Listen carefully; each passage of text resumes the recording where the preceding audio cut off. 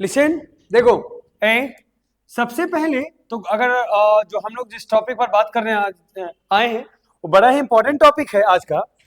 जैसे अगर सीबीएसई, ठीक है, सीबीएसई वाले जो भी स्टूडेंट हैं उनके लिए वीडियो बहुत ही खास है।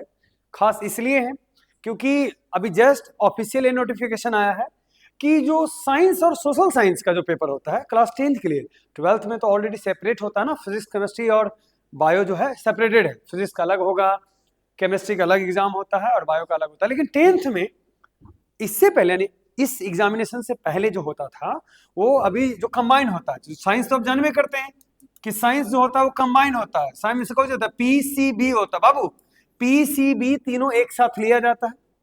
और अगर आप मॉडल पेपर देखोगे इससे पहले, या तो अब जस्ट रिलीज जो किया है सीबीएसई, जो ऑलरेडी रिलीज किए हुए हैं, उसका भी पेपर में क्या है कि बायोलॉजी और फिजिक्स केमिस्ट्री जो है उसका कोई रिदम नहीं है कि एक तरफ बायोलॉजी होगा, एक तरफ फिजिक्स होगा, एक तरफ केमिस्ट्री होगा, मिला हुआ है। इंटरमिक्सिंग क्वेश्चन इससे पहले दिया जाता था, लेकिन अब क्या सीबीएसई कर दिया है, गौर से सुनो। सीबीएसई का बोला है कि अब हम इंटरमिक्सिंग क्वेश्चन नहीं देंगे, क्वेश्चन का पैटर्न जो रहेगा सब्जेक्ट वाइज रहेगा। मतलब या तो सबसे ऊपर रहेगा फिजिक्स, एग्जांपल बता रहा हूं, कोई जरूरी नहीं है। उसके बाद क्या रहेगा? केमिस्ट्री के क्वेश्चन रहेंगे, यानी सेक्शन ए रहेंगे। सेक्शन ए में क्या रहेंगे? फिजिक्स रहेंगे। सेक्शन बी में क्या रहेंगे? केमिस्ट्री के क्वेश्चन रहेंगे। और सेक्शन सी में क्या रहेंगे? बायो के क्वेश्चन रहेंगे। यानी सेक्शन बदल सकता, कोई जरूरी नहीं है, बस हम एक एग्जांपल दे रहे हैं। गौर से सुनो। अब ये स्टूडेंट के लिए क्या नियम है? तो क्वेश्चन का पैटर्न की मैं बात किया ना, स्टूडेंट के लिए क्या नियम है? स्टूडेंट के लिए ये नियम है कि आप जब आंसर लिखोगे तो यदि मान लो सेक्शन आप ए का आंसर दे रहे हैं, फिजिक्स का दे रहे हैं, तो आप उसमें केमिस्ट्री का आंसर नहीं लिख सकते हैं, वरना ए क्वेश्चन आपको चेक नहीं होगा, इनवैलिड हो जाएगा, मार्क्स नहीं ऐड किए जाएंगे।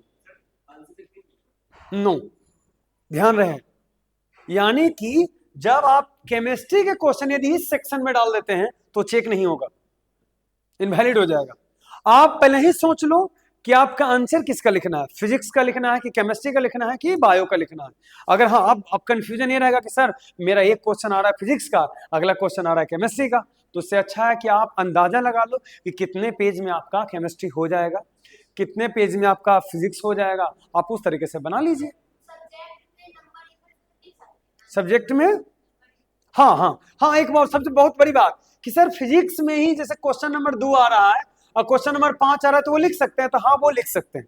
क्वेश्चन फिजिक्स के अंदर ही बउआ ध्यान दो, फिजिक्स का ही क्वेश्चन नंबर 2 और 3 आगे पीछे कर सकते हैं, लेकिन केमिस्ट्री वाले क्वेश्चन फिजिक्स में नहीं लिख सकते हैं सेक्शन में, वो ध्यान रखिए। हाँ, स्पेस देना बहुत जरूरी है। आप एक पेपर अगर लिख रहे हैं तो दूसरे पेपर के बीच में स्पेस दीजिए, ज्यादा बेहतर रहेगा कि एक कंप्लीट पेज में फिजिक्स रखे तो अगले पेज में केमिस्ट्री रखिए कि सर यहां से मैं केमिस्ट्री लिखना चालू कर रहा हूँ, it's my section of chemistry, तो चेक करने वाले का ज्यादा सहूलियत मिलेगा और आपका मार्क्स भी इंक्रीज हो जाएगा। एज वेल एज सेम चीज एसएसटी वाले के साथ भी ऐसा ही है। एसएसटी वाले पेपर में हिस्ट्री अलग रहेगा, सिविक्स अलग रहेगा, ज्योग्राफी अलग रहेगा, एंड एक और क्या आता है, इकोनॉमिक्स आता है। यानी कि आप जब लिखना शुरू करें तो आप पहले ही तय कर लें कि आप किस चीज का पेपर लिख रहे हैं। नहीं वो सबका ठीक है, सिर्फ दो पेपर के लिए ये न्यूज आया, सिर्फ 2 पेपर के लिए। नीट एंड क्लीन बात हो गया, समझ में आ गया? कोई डाउट और प्रॉब्लम है तो प्लीज कमेंट में जरूर लिखें, हमसे पूछें, हम रिप्लाई जरूर करेंगे। Okay, thanks a lot.